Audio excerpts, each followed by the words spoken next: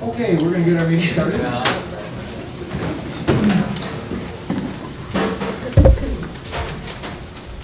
I pledge allegiance to the flag of the United States of America and to the republic for which it stands, one nation, under God, indivisible, with liberty and justice for all.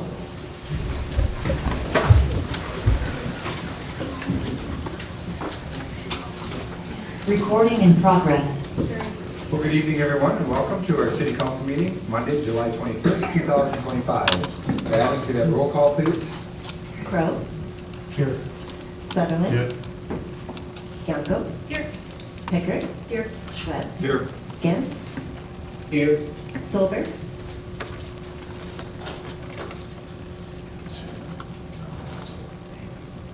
Brennan. Here. Erdman. Here. Sommerfeld. Here. Luther.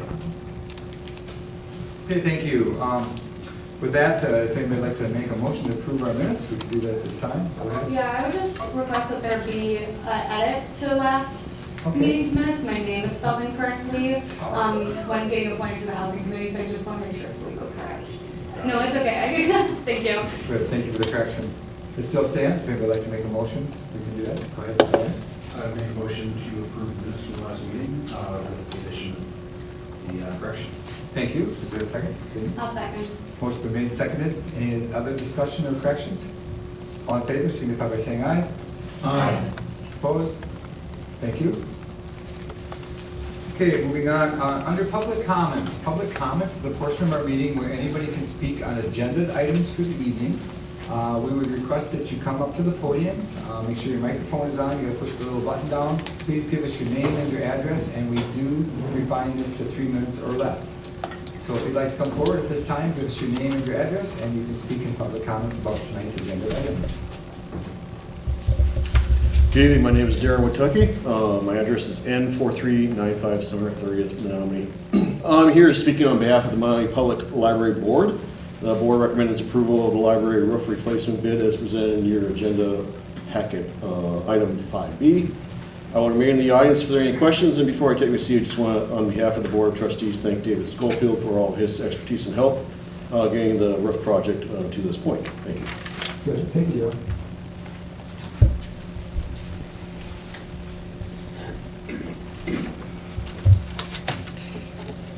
Hi, my name is Laura Mount, and I'm here on behalf of, my address is 516 Broadway Street, and I'm here on behalf of, speaking of Hofstetter Pub LLC, and I would appreciate your approval of our Class B combination license on agenda number 10B, and I'll be here in the audience.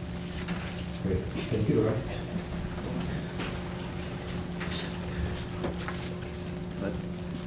Hello, my name is Ingmar. I live at 921 Main. Excuse me, Igmar, could you give our last name, please? Oh, Emerson. Thank you. I'm concerned about the conflict between the proposed land use by Balloonist LLC and the plan of both the city of Menomonie and the town of Red Cedar. Both land use plans only have the western half of the land proposed for development along County Road B as limited commercial and industrial, with the remainder of land remaining as general agriculture. And this is some good farmland, and while I agree that with almost everyone here that some development is necessary, I don't think that it makes sense to irreversibly alter some of the best farmland in the area without any prior planning. Also, Douglas Buck and Quarles have had a history of getting hundreds of $millions in money to fund their data center projects. And if we move forward with this development, I think it's irresponsible for the city of Menomonie to give any tax dollars to fund a data center. I'm not old enough to remember when the dot-com bubble happened, but I work in IT, and I hear very frequently from my colleagues that they're feeling similar about the state of the AI industry as they were at that time.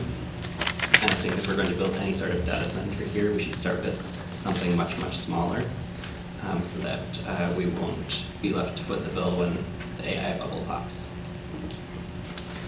Okay, thank you, Imran.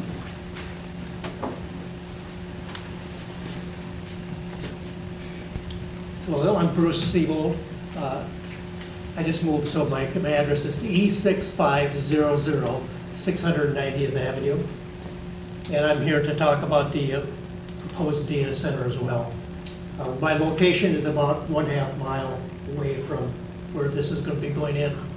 But first of all, I want to thank the council. My wife and I wrote a letter to each one of you this morning, and I was amazed the response I got from you. Very thoughtful discussions, very thoughtful remarks in terms of how you wanted to move forward. Personally, this has been a real kind of a roller coaster for the last year, because there was lots of speculation in terms of what was going to take place or what wasn't going to take place. And then 3 days ago, the people that were really abutted to that land received a letter in the mail, and they told them that this was going to be a data center. So we quickly got on the web and started trying to find out what a data center was. And there was a lot of negative comments about it, with some positive comments about it, but in terms of land value, in terms of noise, in terms of water consumption, electrical consumption. And I guess I'm here tonight is that there is so much speculation that's going on about what a data center is, what Balloonist is, what impact it's going to have on all the community, what's going to have an impact on my house, value of the house, that I would urge the council to look at it in 2 issues. One is if you want to annex the land, that's one issue. Whether you want a data center, to me, is another issue.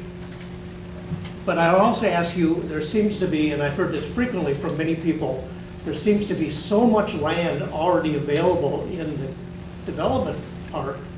Why isn't that being considered first before you annex new land?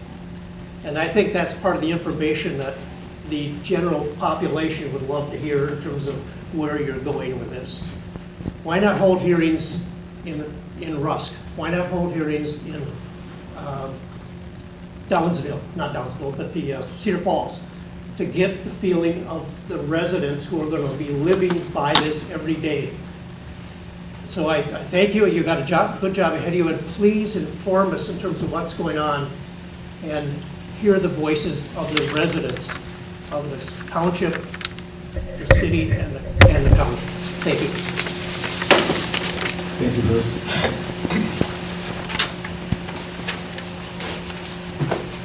Hello, and I'm Terry Siebold. Can you hear me?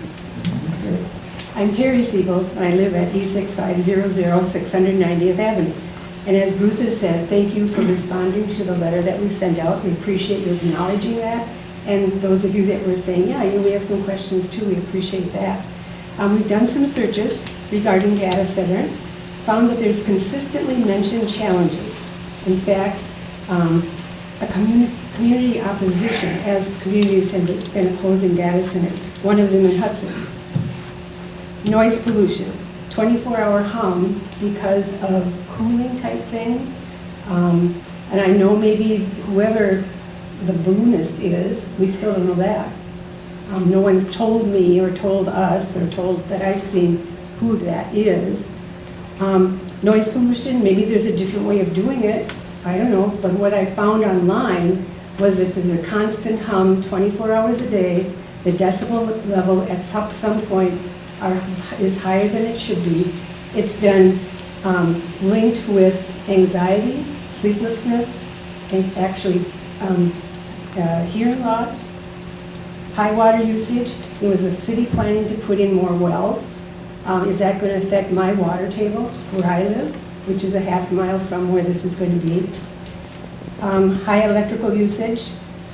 Who's going to pay for it, including in more electrical power? Is that going to be the regular customers like us? Or is that going to be the balloonists? Environmental impact. Has there been an EPA assessment done? An independent one by you folks or by whoever would decide to do that? Another thing that was mentioned was transparency. And that one I will have to say, I have been hearing about this balloonist place, and obviously that is a false name that's being used to be negotiating. But my question then is, if a company is not proud enough of themselves and what their company does, that they can't even say they're the company, then they come to me and I'm supposed to trust that they're going to take care of the water, that they're going to take care of that noise that I've been hearing about. And also I've been hearing that they're going to give all kinds of things to the community. I'd like to hear some specifics. Other places where they have data centers, what have they done for those communities? Who can I contact there to make sure that they follow through on that? That transparency part is one that's really hard to gain back once it's kind of lost because it hasn't been transparent. And economics included, what are they going to do for economics? How many jobs are really going to be part of this? Some of the things I've read have been between 10 and 100. 10 jobs. Is it worth that? So please give us, meaning my husband and I where we live, my neighbors, and the rural community around here, real hard data. Find out the answers to some of these questions so that we can be informed and then decide if it's a good fit for us or not. Thank you for your time. Thank you. Okay, thank you, Terry. Just to remind us, we are keeping it tight 3 minutes. You landed right on 2 minutes. Oh, right. I practiced at home. Okay. Hello, my name is Ann Vogel. I live at 1104 7th Street East. I am here as a downtown Menomonie board member, and we are in support of 4A, the proposed nonprofit financial assistance grants. All of our local nonprofits make this a great place to live, and so this could fill some gaps of funding that isn't being provided by the city through the subsidies. For example, downtown Menomonie does the great community cookout each year, and that costs over $6,000 and 250 plus volunteer hours. But we bring in 2,000 people to that event, as well as the Winter Days Parade costs over $8,300 and 250 plus volunteer hours, and the attendance, depending on weather, goes from 1,500 all the way to 7,000. So those are big community events that this funding could help assist with. And just so you're aware, the Downtown Menomonie Board, we're looking at, we had an annual golf outing to raise money, so to replace some of that, we applied for a community foundation endowment fund. We're always looking for grants. We removed the bid cap, and we're exploring the expansion of the bid, which could provide an additional $12,000. And so losing that funding, we're trying to make it up, but these grants could be great for the local nonprofits to continue the great work they do. So thank you. Thank you, Ann.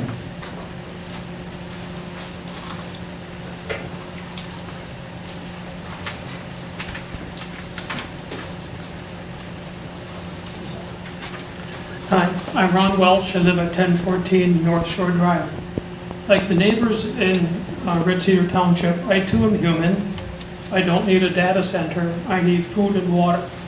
And you're talking about a proposal with a data center that's going to take water and food from our system. Thank you. Thanks, Ron.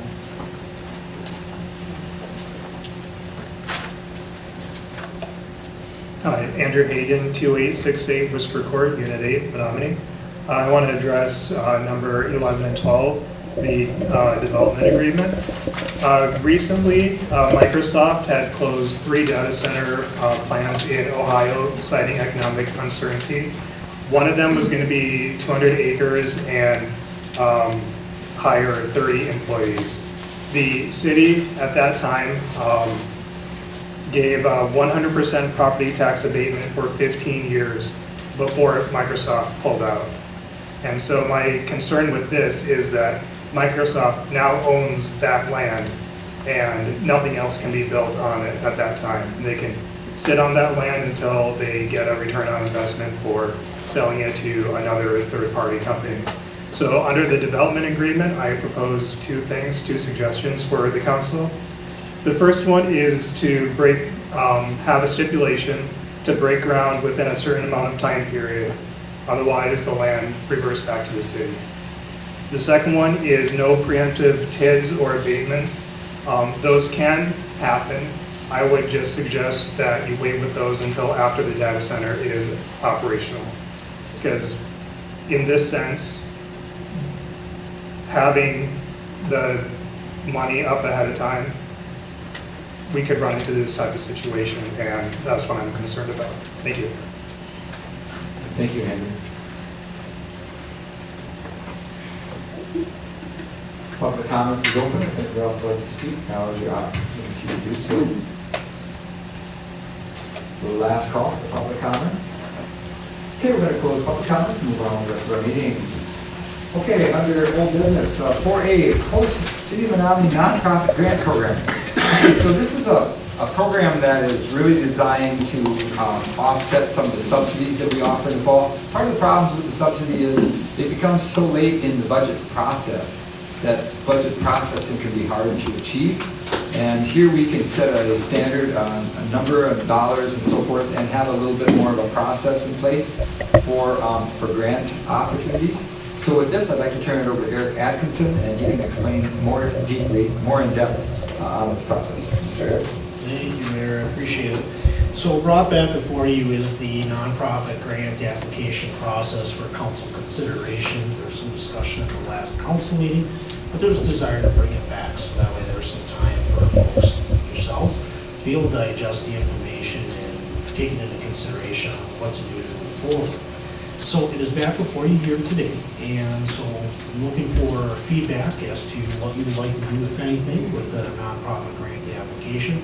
So that way I have a sense of direction on planning the upcoming budget process and hearings as to whatever fits best for the direction you would like us to go. Matt, please. Yeah, I like this grant application process and to help us with our budgetary process as well. As far as the $50,000 goes, I would like to see a little bit more in there, maybe with $65,000. I know we cut another 25%, from that, and we were thinking about doing cuts 25% each year and seeing kind of what's happening over this last year with Stepping Stones having to reduce their food pantry to every other Friday instead of every Friday, and seeing the cuts that have come to the senior center, and possibly, people who get kicked off of Medicaid coming in 2026. It's just kind of a hard time for me to vote on having more cuts to these kind of programs that help our community, and I'd rather have a little bit more. I think 50,000 comes from cutting that other 25%, and I think if you add that on, it would be around 68,000 or so. And I'd rather have more in there, and with the option of not using it all, than not having enough in there, especially with some of these programs. And just a slight comment on that. I know that, all programs are being cut. The city of Menomonie has been cut from federal government monies as well. And taxing is harder to do for the cities, of course. So, it's kind of a two-way-edged sword there, and I get what you're saying, Matt. Looking out for the city and the taxpayer, I guess the 65 versus 50 isn't that drastic. We could meet that. I guess the main emphasis that I have, and Eric, I know will agree with me, is that we set a dollar number so that we can forecast the budget earlier in the scenario. So that being said, I'm going to give it back to council, and Cindy, go ahead. Yeah, so two questions I received a lot from the community regarding this program are, how are the awards determined? I think there's some confusion out there of how we're gonna distribute these awards. And then if this doesn't pass, do we have an alternative plan? Well, I could start with that. First off, there'd be an application process. People would apply for a grant, and so forth and so on. And it would be determined, I think, need and essence of the plan, and how they would use those funding and how they would support their mechanism in their business. Secondly, I know that if necessary, we could always fall back on a contingency fund if we had to, but that's our emergency fund, and so we kind of try to keep our fingers out of that unless a major pump with a water station or sewer plant goes down or something along those lines. But I know that those funds would be available if it was an emergency situation and we had to tap into it. That being said, I'm going to turn the microphone back over to Mr. Atkinson. Sure, thank you, Mayor. So part of the process would be then at the beginning of the year, we would open up an application period for a grant. Those organizations that are nonprofits wishing to apply for a grant would then submit. They would be required to submit by the end of February or whatever date that this body would decide. And then the grants would then be brought before this body to make a decision in March, no later than the last meeting. And of course, that can be adjusted, it was just a proposal. But that way, then council has an opportunity to take a look at the grants, allocate them as they see fit based upon the money that was previously allocated during the city's budgeting process during the previous fall. Randy. So this wouldn't be open just to the people that have received money at this point. It's still open to any nonprofit that's in Menomonie or in Dunn County or in a small community outside? I would say within the city of Menomonie, yes, the city taxpayers. Okay. Is that accurate, Mr. Atkinson? Yes, sir. So, and the people deciding who would be awarded this money, that would be the city council, or would there be a subgroup doing it, or? No, I think we bring it back to this body and let you all decide on how we want to approach it. Okay. Go ahead. With respect to that, so I'm visualizing this body would be in an open meeting, making this decision. So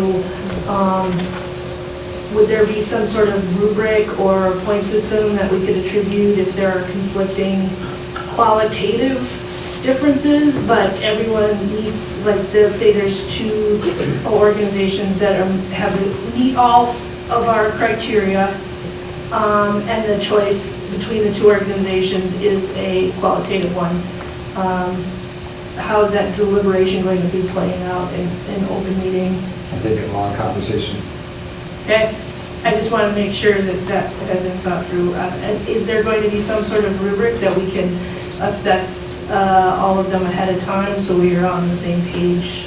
Well, I think if it meets the criteria, first off, the criteria would be met, and then it would be like, I think we would just have to take an approach that says, okay, bang for the buck, how much is this going to contribute to the welfare of this organization or the citizens that it promotes? Okay. I think it's going to just have to be one of those. I don't think you really want to put rubrics in place on this because, sometimes those can be slanted either way. Well, also. it's subjective, it's a very subjective process, so I just want to make sure that we're being fair as possible, and it's not coming down to, It's funny because visibly favoritism or anything like that. and you asked that question, and Eric and I had that same conversation, and it's going to come down to dialogue and what the general feeling of this body is on who will receive those dollars. Lee.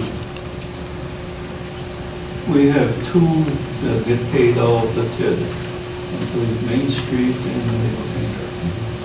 One problem I have and what's proposed then, if this passes, is that these two would also be eligible for one of these grants. And that would seem maybe a little excessive. Well, and I know they could apply, but that again would be in the conversation. Yeah, We would but say, maybe since they're getting the dollars that way, they should not be able to apply. Right now, we're talking $50,000, and in this, it says that the maximum anybody gets $20,000. So at a minimum, we got 3 organizations that get grants if we do two 20s and a 10. I think that's a real problem. I have a real problem with the fairness of this. I don't know if the public knows, but we are very much in the minority of supporting nonprofits. If you look at neighboring cities, they do not do it. And it's up to us good citizens to support these ones we feel strongly about. Actually, this is probably putting a tax upon taxpayers that they may not want to do it. And in their heart, they want to do it, they can write a check to these nonprofits. Last year, we decided we were going to, I don't know if we had a motion, I don't know how it was handled, but we were going to go down 25% per year for 4 years, to take them down to 0 and let them get prepared and land softly. And that's what I still feel we should support. I think opening this up, we're going to have nonprofits coming out of the wall. It's just, and for $50,000 where, you know, there may be potentially only 3 of them are going to get any money. well, and just to comment on that, you bring up good points, absolutely. Just to comment on that, the subsidy list is also open to the public, so anybody who would like to apply to a subsidy could also apply. Any nonprofit could also apply to the subsidy. I think the way we've got it handled now is the individuals that are on the, maybe for clarification, Eric, on the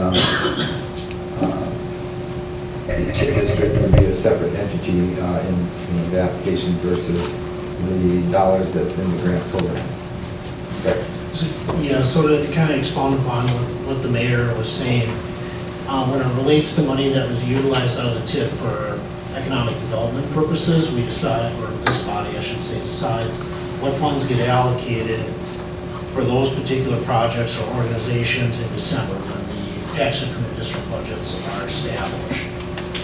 For the subsidy process, and like to kind of go back to last year's decision on reducing by 25% to eventually 0 in 4 years, the decision was made not to add any new organizations that were that did not receive any subsidy funding in 2024 to be considered for 2025. So if an organization had received funds in 2024, they were subject to the 25% reduction, or unless the council decided to give additional funds or not do the reduction at that time. Those organizations that were new, that did not receive funding in 2024 for subsidy that applied beyond it, they were rejected. So the ones that received in the prior year were subject to receiving funds this year. So if you want to keep within that practice, then any new applications and subsidies would be rejected from organizations that didn't receive funding this year. Does that make sense, or did I make it more complicated? I feel like it did. You made it more complicated for me, but the rest of you, I think all understood it. But I think the biggest attribute to setting it up this way is knowing how much money will be budgeted. That's the bottom line. Is we don't go through the budget process and say, well, it's going to be this unless we do that, then it's going to be that unless we do this. And it gets really convoluted and complicated. Yes, Lee? Well, if we do what we decided last fall and roll down what we're giving 25%, we're going to end up with 0 each one of those years. We'll know how much we have to budget. That's accurate. However, I know that in last year's meeting, there was a motion being made that said, hey, we should increase this by X dollars. And if that happens in the 9th inning, we have to pitch hit a bit, is all I'm saying. So it gets tough. But exactly, what Lee said is accurate. If we made a decision and said this is the dollar amount that we're gonna allocate early enough on in the budget season, then we would be okay with that. Yes, Matt? I'm going to kind of go a different direction here. Is it a possibility, and would it make sense to put this on a referendum in the future to help with budgetary things and let the public decide that way? What we really need to be looking at if we do referendums is major dollar amounts and not small dollar amounts. And we would probably save that for, expeditious, something quite large. So that would be probably problematic. I think the mayor's office, the administration, council members, you all get feedback from the community members. And I think we play these kinds of dollars off of that information given. So Gretchen. Is there, I read it, but I cannot remember, is there a line on the application that states, there's a requested amount, and a line that basically maybe is a yes, no for folks, will you accept less, and what is the minimum that you would accept in order to, so that people aren't just assuming we're gonna give them the lower amount, but some orgs, they won't be able to do their project at the amount that they were requested, and then they'd rather just, Yeah, I'm gonna let Eric answer that. I'm not sure about the details of that. Sure, so the question you pose, does not have a line for that at this moment. Certainly something like that can be added. There can always be a stipulation that if council awards a grant or funding to an organization, are you willing to accept this? Because there are some things that were recommended about coming back and reporting back to council what they did with the money and what kind of fundraising and budgeting efforts that they went to. So if you do have a project, let's say for example, that's $50,000 and they want $50,000, but council only allocates $25,000. And they decide, well, that's just not enough to do the project, then they can decide to reject those funds.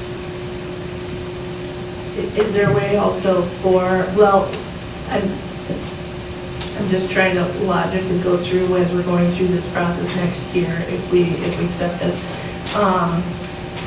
If per se, not all the funds were allotted, or all the funds that we could were allotted, but the projects that were approved were coming in early at, less funding, would there be a secondary list that could be funded, or are we just going to accept that we awarded it this amount and it's been kept? I think it's ultimately up to this body to decide. Okay. Randy? I think there's a line on there that says, excuse me, what are you doing to facilitate future funding for your agency? And I think not everybody answered that correctly. So it is brought up that insinuating that they should be doing something for future funding. Well, I'm referring to like, as we're deliberating, in case, somebody requested 20,000, but we decide, well, we could give them 10 in order to allow for these other projects to occur. Are they able to, accept that? And, you know what I mean? I can't imagine them say no. A person couldn't do it. I could, because some projects they wouldn't be able to carry out with less money, so that then we would end up with a lot more projects because they were smaller amounts than 20, 20, and 10. Well, if we have 65 plus 15. Okay, I'm going to bring this discussion full circle. We've got quite a meeting ahead of us. We can bring this back for more discussion, or we can vote on it up or down tonight, or we could try this for a year, see how it goes. If it doesn't go so good, we can always change it back to the way it used to be. Those are opportunities or options that are available to you all. So I'm just going to put this back out to the floor. If somebody wants to vote on it, we can. If not, we'll bring it back for future discussion at another time. Go ahead, Matt. Yeah, I'm going to go ahead and make a motion to approve the nonprofit grants in the amount of $65,000 for budget year 2026. Okay, Ben, is that a good motion? In part, if you do that, just one of the things to take into consideration, this was to replace the subsidy process for 65. Okay, Give me just 1 second to hold that thought. I want to verify what I'm going to say is just accurate.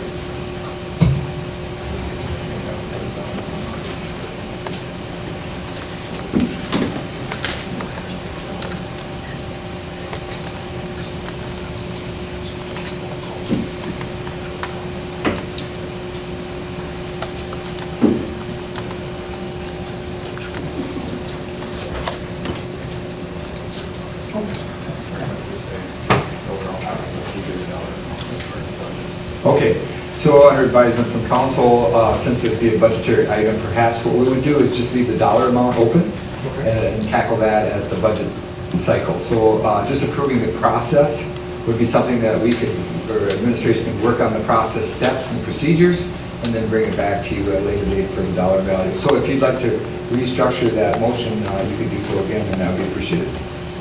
So I'll make a motion to approve the non-profit grant program as presented. Okay, Cindy? I'll second the motion. Okay, motion been made, seconded. Any additional discussion? Okay,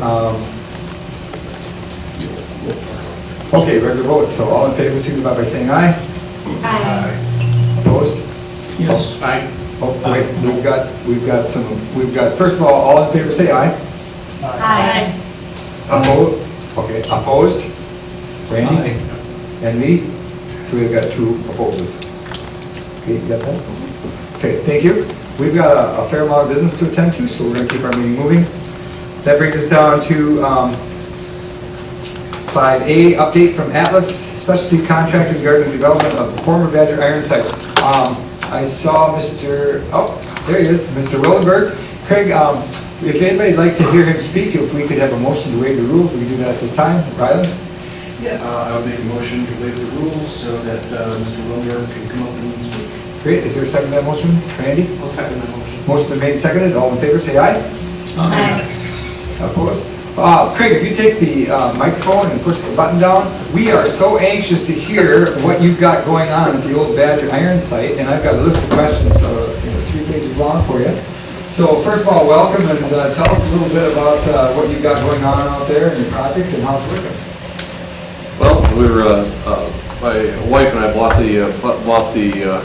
the former Badger Iron facility about 1.5 years ago. It is now the Atlas facility, and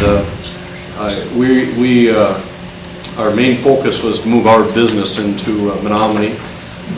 We were very close to purchasing a site to do the same thing. So this is actually working out really well for us. The first phase, I mean, we're nearing the completion, and that was basically get our business moved and clean up the facility and make it look like somebody lives there. So we're about halfway through the process. We'd like to do a little more cleanup around the outside and clean up the ground.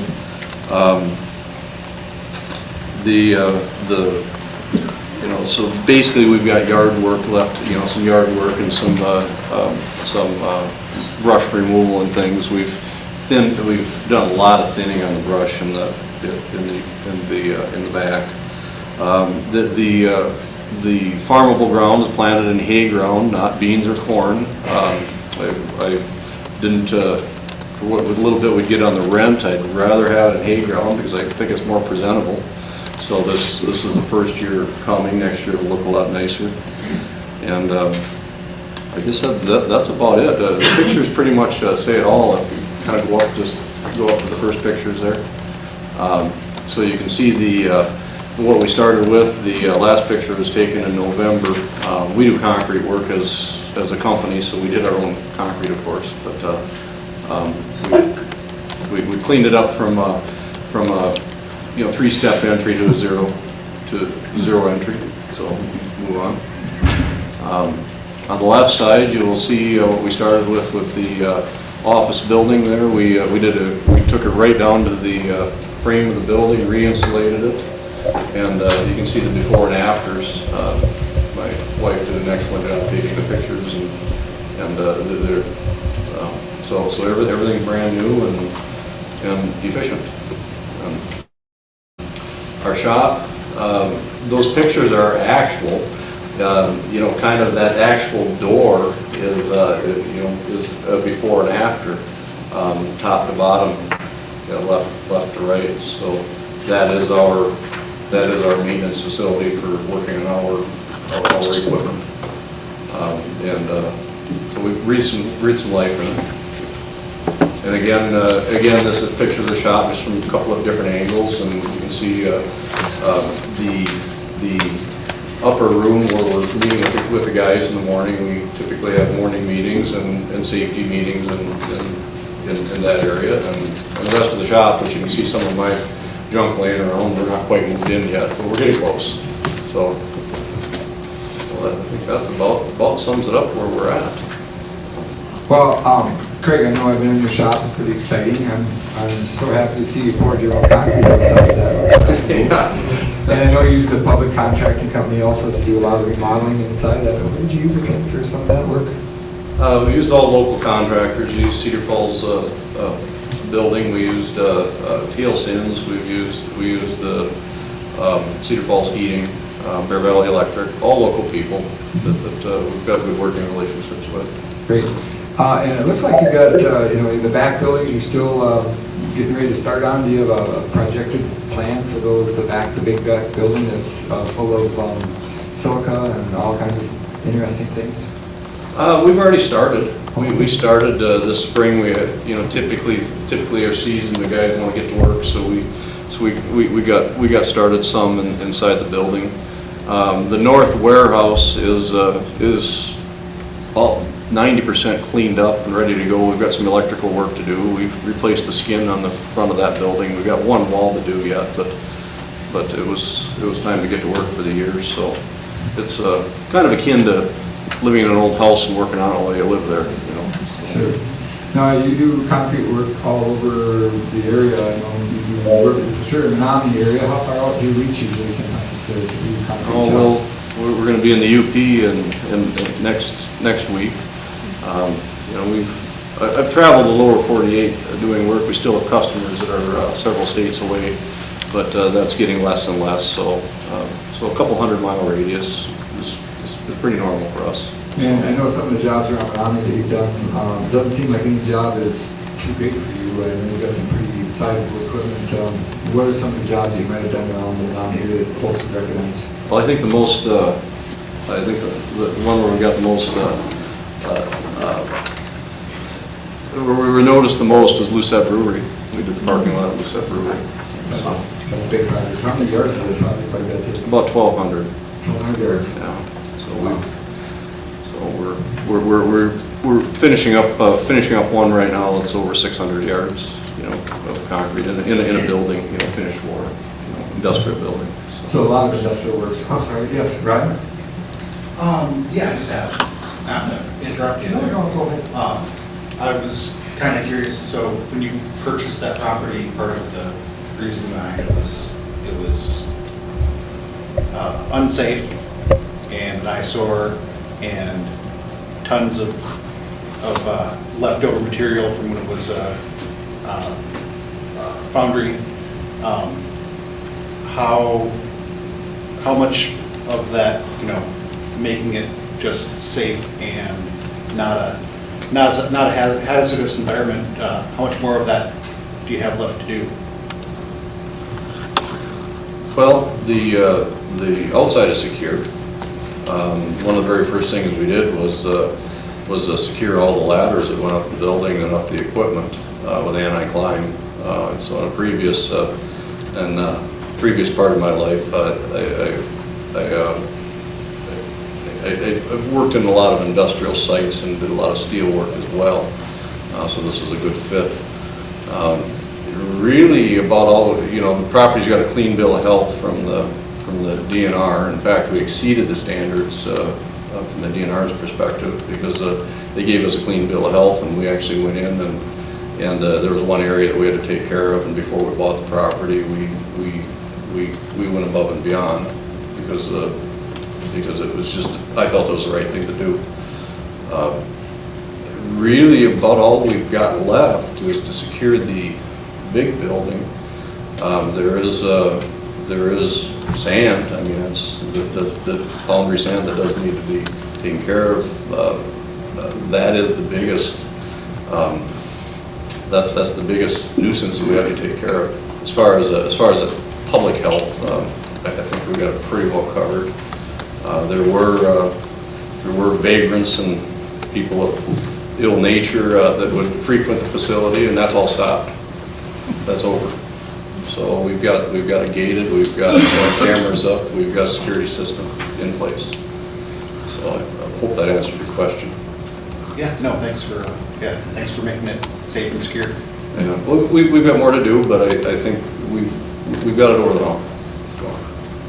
Well, I think it's pretty exciting that we had the opportunity to take a building that was in disarray and a project that was a little bit touchy, you might say, for the DNR and others, and for Craig to come in and his business to come in and take on a project like that. Hats off to Atlas Contracting, and I know Eric, maybe you can touch a little bit on the agreement between the city and Atlas as well.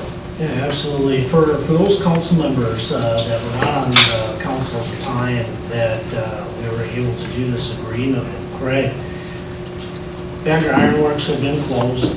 It had been in disrepair, as Craig described. There are significant issues. And I think we talked for probably about a year about how we were going to try to help make this plan happen. And through those conversations and Craig's vision, we were able to come to an agreement, a development agreement to one of our tax increment districts.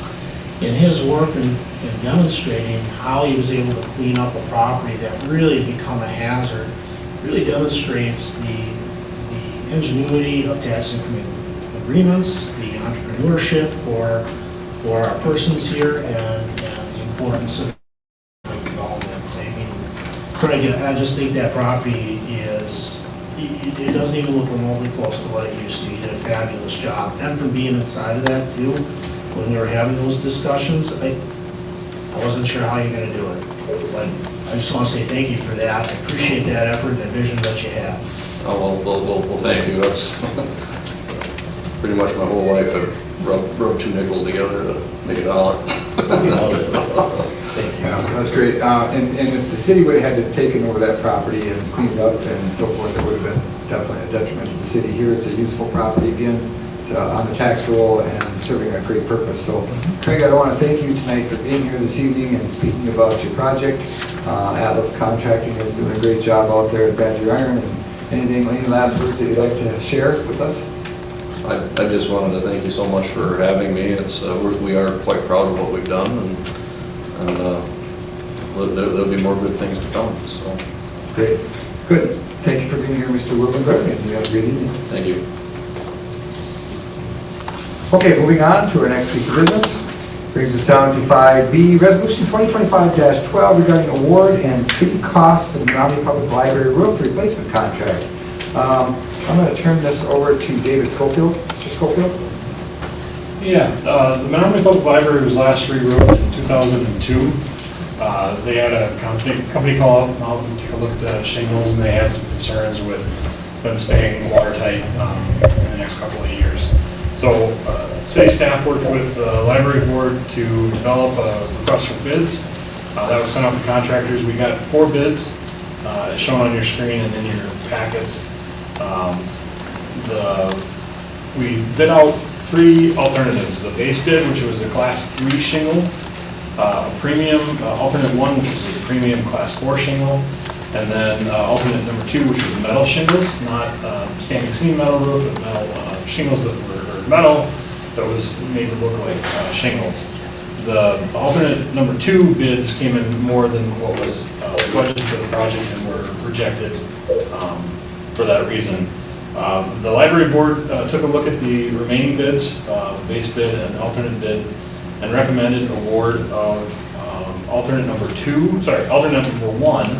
to Elite Construction Solutions. One thing, and that their bid was $91,508.42. One thing I want to be very clear on with this, and this is the reason why we added a resolution rather than just accept a bid. We don't know the condition of the wood underneath the shingles, so we did have in the request for bids, we were going to pay $125 per 4x8 sheet of plywood, and I think it was $50 per 8-foot 1x6 either redwood or cedar. We're not gonna know how much of that we're gonna need until we pull off the existing shingles. The worst case scenario would be around $70,000. I don't think we're gonna be anywhere near that bad, but I am certain that there's gonna be a couple of spots where water has penetrated, and there'll be some rotten shingles. So in your packets, there's a resolution for this. Gives kind of a bunch of whereases here, and then it mentions that the library board has recommended award of alternate number 1 bid for library roof replacement. Elite Construction Solutions, the amount of $91,508.42, plus the actual cost of sheeting and roof edge replacement. And as I mentioned, we actually have specific dollars for each of those. Additionally, the city is going to pay 50% of the project cost up to $100,000. The library foundation is going to cover the remainder of the project and any overage over, if we were to somehow get over 100,000, which I don't anticipate we will. I think the worst case scenario here is about 160,000. So we would be on the hook for approximately 80,000. Okay, Gretchen? The difference between the standard shingles and the premium shingles, how many years of, I assume that's a difference of years that it'll take to, we'll need to replace? So a lot of people refer to shingles in years, but that's not, everyone has a different. Not my expertise. and to be honest with you, it's not my expertise either. I consulted with City Corporation. The years of warranty is really different depending on which manufacturer you're working with. They'll exclude some things, they'll include other things, they'll exclude hail damage, but they'll include wind damage. In commercial enterprises, which is like this, a lot of times that warranty is significantly shorter. The class 3 versus class 4 is essentially an impact rating. So class 4 will handle larger hail events. Okay, anybody else? Ryan? Kind of on Gretchen's question, is there an expected lifespan for the class 4 shingles? Is it, if these have lasted 23 years, is it another 23 years? I would expect, I mean, these are certainly not a lifetime type shingle. I would expect in 20 to 25 years, the folks that are here at that time will probably be looking to replace it again. There's an argument to be made that it does allow you to refresh the appearance of the building each time you do this. So there's, having a 100-year shingle on a building that may not last 100 years isn't a good use of funds either. Yeah, I mean, I showed that, a block, it's pretty sturdy buildings, actually, for that. But yeah, I was kind of wondering, compared to looking at the bids for the steel shingles and, having seen buildings that have steel shingles on them that are, 25, well, I put some steel shingles on buildings 25 years ago and they still look brand new and they should outlast me. So just wondering what the cost-effective break-even point here is. Yeah, I mean, we did look at the metal shingles. The budget for the project was $200,000. Okay. If we were to use the metal shingles and then also have some wood replacement, we're going to be over budget with that. I know there was some concern that the original building was kind of in the, and Darren will say this much better than I will, so maybe if you guys are open to it, you can bring him up to speak. But this was originally designed by a protege of Frank Lloyd Wright, and so it's in the prairie style. Darren, you can kick me if I'm wrong about that. And so putting metal on the building, there were some folks that had some concern about that. This feels a little bit closer to the original design. Sydney? Yeah, I'm going to move to make the motion to approve resolution 2025-12 regarding the Menomonie Library roof replacement. Okay, motion's been made. Abby? I'll second Cindy's motion. Motion's been made and seconded. Any additional discussion? Roll call vote, please. Oh, yeah, roll call vote. Crowe, Yes. Sutherland, Yes. Yanko, Yes. Pickard, Yes. Schwartz, Yes. Gantz, Yes. Solberg, Yes. Brennan, Yes. Erdmann, Yes. Summerfeld. Yes. Okay, thank you. That brings us down to 5C, the award of the Con-Agra Phase 2 water main repair contract. Mr. Schofield, Yeah, I will turn this one over to Mr. Rowan. talk about it, please. Sorry. Thanks, Dave.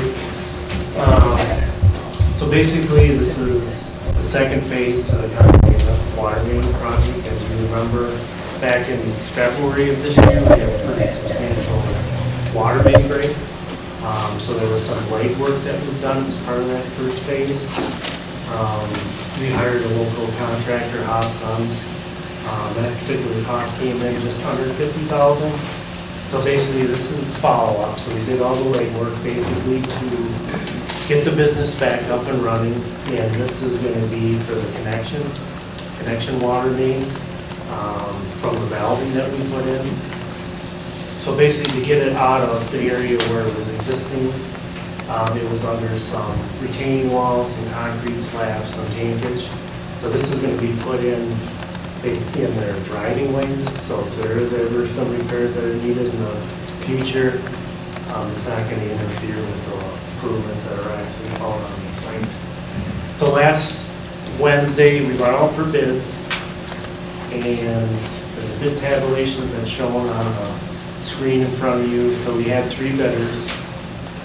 Skid steer guy came in at the low, a little over $166,000 and it ranged up to $127,000. I know that particular name does stand out, but it is a contractor that the city has worked with in the past. Their last example was the Lakeside Park boat rack project that was done about 3 years ago. And then he's done some sidewalk replacements in the downtown area, and then the crosswalks over by Waterfront and Cobblestone were completed by this particular contractor. He has done street utility improvement projects. We worked with him in another community just last year up in Clear Lake. So with that, we're recommending that the city award it to him contingent upon receipt of proof of bonding and insurance from him. Our engineer's estimate was about $182,000, so it didn't come in under what we thought for numbers. So our opinion is that the city has received competitive bids for the project. And if I can jump in quick, Kevin mentioned contingent upon receipt of bonding and insurance from skid steer guy. I would also like you to include receipt of a utility easement from Con-Agra. I did receive word today that we sent them a draft easement over the weekend. They came back and said they were good with it. We just need to put the actual document together. So I expect that will be coming forthwith. So if anybody wants to support this with a motion, make sure you include the easement portion of this, Lee. Yeah, I'd like to move the award to Con-Agra water main repair phase 2 construction contract with skid steer guy that cost $166,005 contingent upon receipt of bonding and insurance from skid steer guy and receipt of the utility easement from Con-Agra. Good motion. Thank you. Is there a second? I've got seconds all over the place. Go ahead, Gretchen. I'll second that motion. Motion made and seconded. Any additional discussion on this? Roll call vote, please. Sutherland? Yes. Youngko? Yes. Hecker? Yes. Schweitz? Yes. Gantz? Yes. Solberg? Yes. Brennan? Yes. Erdmann? Yes. Sommerfeld? Yes. Crowe? Yes. Okay, thank you. That brings us down to 5D, special events request. St. Joseph's Fall Festival is January September 21st, 2025.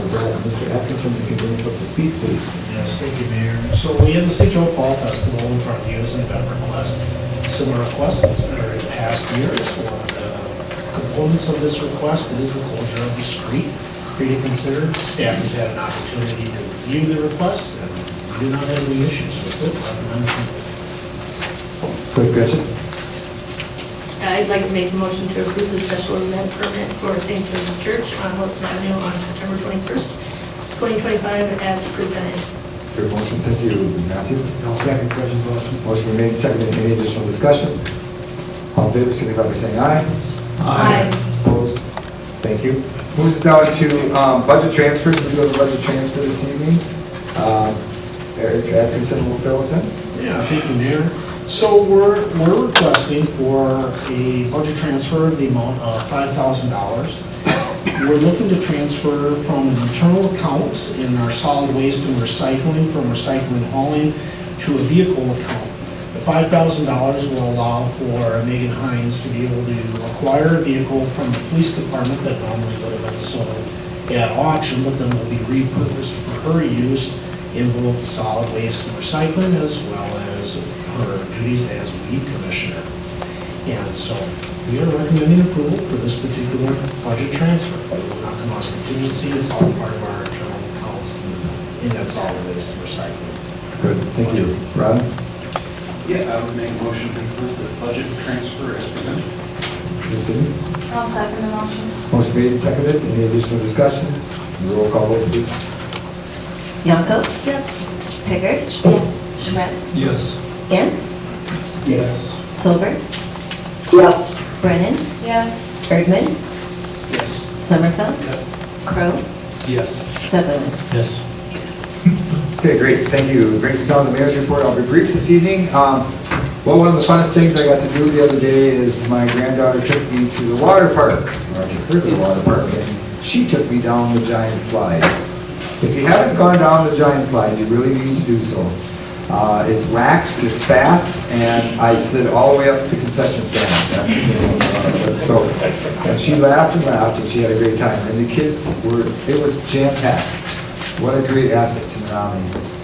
Another thing I just want to report on too was Let's Paint the Town was this weekend Saturday at Wilson Park, and it was jammed up packed, but a great turnout. Weather was perfect, and the leaves were amazing. The Lenny Guard band played. There were kids games. There was food vendors. There was over 100 other vendors. It's really grown and really a well-attended event. I saw several people there. Randy, I saw you there this weekend, and I don't know if you want to expand a little bit on that or not. No, it was really good. I went to Rockfest too, and I wondered how you got enough food vendors in downtown Menomonie this weekend, taking them away from Rockfest, but there was plenty there too. Yeah, no, the food vendors did great. I talked to several vendors, they're all excited about coming back next year. So it's just one of those events that the city council supported, Menomonie supported, and it was a great event. That's what I had to report on. I'm going to go around the room. Eric? Nothing to report today, sir. Kate? Nothing tonight, no. Okay, Lee? Patty? Gretchen? Eric? Matthew? Dunn County Fair starting this week, and it starts on Wednesday through the weekend. All right, take the animals down there and show them. I understand how they have to stay. David? Soraya? Kevin? Randy? Ryan? Sydney? I have two quick ones. The council should have received an email from the UW Staff Involvement Center. They're attempting to put on a grill at the reps event this fall and has invited council members to be present so students can ask some questions.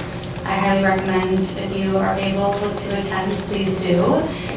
It's always great to get college students involved in their local government. And secondly, this is not my area of expertise, hence why I'm bringing it forward during communication. I received multiple complaints from constituents regarding the city deer in town. And I am wondering if we can maybe have a solution proposed.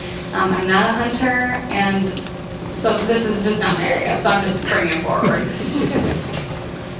Well, yeah, we can look into some of that. I do get plenty of complaints about the deer. We are not going to put deer crosswalks in. We are offering, there's two parks within, there's Menomonie Park, which is the Dunn County Menomonie Park down there at 3M, that's available for hunting. And there's also Phelan Park. You would need to talk to the rec department about getting licenses. There are certain, it's an elevated shoot, arrow shooting or bow and arrow. There are some restrictions, but yeah, just quit feeding them. You know, they'll sit out of your yard. Don't plant hostas. We love hostas. So that's been an ongoing thing. The geese is also an ongoing unpleasant situation for a lot of folks around the city of Menomonie. So that's again one of those that it's a constant discussion here at City Hall. So, but thank you for bringing it up. Eric, do you have anything? No? All right, I'm gonna keep this meeting moving. Thank you everybody for the communications. That brings us down to claims. If we want to pay the revised claims list, we can make a motion to do so at this time. Sydney? I'll make the motion to approve the revised claims list as presented. Thank you. Is there a second to that motion? Abby? I second the motion. Motion made, seconded. Any discussion? Roll call vote, please. Pickard? Yes. Schweppes? Yes. Gintz? Yes. Solberg? Yes. Brennan? Yes. Erdmann? Yes. Sommerfeld? Yes. Crow? Yes. Sutherland? Yes. Yes. Great, thank you. Licenses, normal license list, and then we've got an application. So it brings us down to 10A, the normal license. Oh. Okay. Brings us down to the normal license list. If somebody would like to support this with a motion, you can do so at this time. Abby? I move to approve the normal license list as presented. Thank you. Is there a second to that motion? Sydney? I'll second the motion. Motion been made, seconded. Any discussion? All in favor, signify by saying aye. Aye. Opposed? Okay, thank you. Okay, it moves us down to the application. 10B, application for Class B combination class license, Class B beer and Class B liquor from Hofstadter Pub, LLC, for Haas's Pub, formerly the Pub, 516 Broadway Street, Menomonie, Wisconsin. Pretty excited for this building to be transformed into something new and exciting. So if anybody would like to support this with a motion, you can do so at this time. Abby? I move to approve the issuance of a Class B combination license, Class B liquor and Class B beer to Hofstadter Pub LLC for Haas's Pub at 516 Broadway Street South as presented. Good motion. Second. Anybody want, go ahead, Eric. I'll second the motion. Okay, motion been made, seconded. Any discussion? Ryland, go ahead, please. I was just wondering if we could have the future owners or new owners come up and speak, just to hear about what their plans are. So if that's okay, I'd like to make a motion to waive the rules. Okay, we'll add that. The motion been made to waive the rules. I got you. I'll second the motion. Motion made, seconded. All in favor, signify by saying aye. Aye. Opposed? Laura, I think you're in the audience. If you'd like to come on up and speak a little bit about Haas's Pub. Who was it named after? And are you excited? Are you going to have food and drinks? And what's your plan? Yeah, so we're super excited. Our last name is Hofstadter, so we did Haas's Pub. My husband, he was called Haas all the time. He went to Stout, play basketball. So nervous, sorry. Super excited. We're gonna make a little food, a little kitchen, pizzas, sandwiches, stuff like that. And then just make it a kind of sports bar, someplace to come watch Stout, hockey games or basketball games. High school, yes. Thank you. That was my main question, was, I noticed it was local, so you could have a bunch of TVs and then have local sports, so my question was that, plus any women's sports, plus overlapping seasons, what takes priority? So we'll have plenty of TVs, definitely Packers, the high school team, Stout team, everything local will take priority. We just like watching sports. We missed some weeks to go to watch it, so that's what we want to do. I think it's pretty exciting. So do you have renovations? I mean, what are you planning on doing with the outside of the building? So yeah, we're gonna get the brick taken care of on the one side. I think we might do some new windows, make it kind of a U-shaped bar on the inside, and kind of update the apartment. I think eventually I would love to do a rooftop patio on the back, but that will be a couple years down the road. Wow, that's pretty exciting. I know that they've been trying to get put a rooftop patio on the roof here. So far it hasn't gained a lot of traction. But I'm really excited to take over a building which needs some love and to bring it back to a full-scale operating business for downtown Menomonie. That's very exciting. So congratulations. Any other questions for Laura while we've got her here? Well, thank you for being here. Thank you for attending the meeting, and we're going to carry our meeting forward. Awesome, thank you. Thank you. So we have a motion on the floor and a second. We have a good discussion. If anybody would like to add to it, we can do that at this time. Otherwise, we're going to move for a vote. Okay, all in favor of said motion, signify by saying aye. Aye. Opposed? Thank you. Opposed? All right, great. Congratulations. Haas's Bar. Okay, that brings us back down to We have a closed session this evening, so we need a motion to go into closed session. We're gonna take a break for a few minutes, please. Okay, we have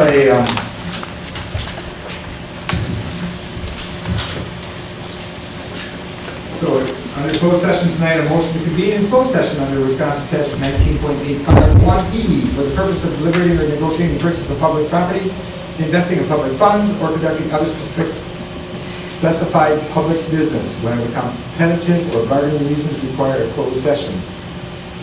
Discuss and consider a proposed development agreement with the Loomis LLC. So that's where we're at the moment. We'll need a motion to go into close, and then we're going to take about a 5-minute recess before we come back into close. So if somebody would like to make a motion, we can do so this time. Cindy? I'll make the motion to convene in closed session under Wisconsin statutes 1985(1)(e) for the purpose of deliberating or negotiating the purchasing of public properties, investing in public funds, or conducting other specified public business, whether competitive or bargaining reasons require a closed session to discuss, consider proposed development agreement with Loomis LLC. Good motion. Is there a second to that motion? Randy? I'll second that motion. Okay, motion been made and seconded. Roll call vote. Schweppes? Yes. Gans? Yes. Solberg? Yes. Brennan? Yes. Erdman? Yes. Sommerfeld? Yes. Crowe? Yes. Sutherland? Yes. Youngko? Yes. Pickard? Yes. Okay, great. We're going to reconvene at 8:16, and that'll give us a few minutes to refresh up. Recording stopped.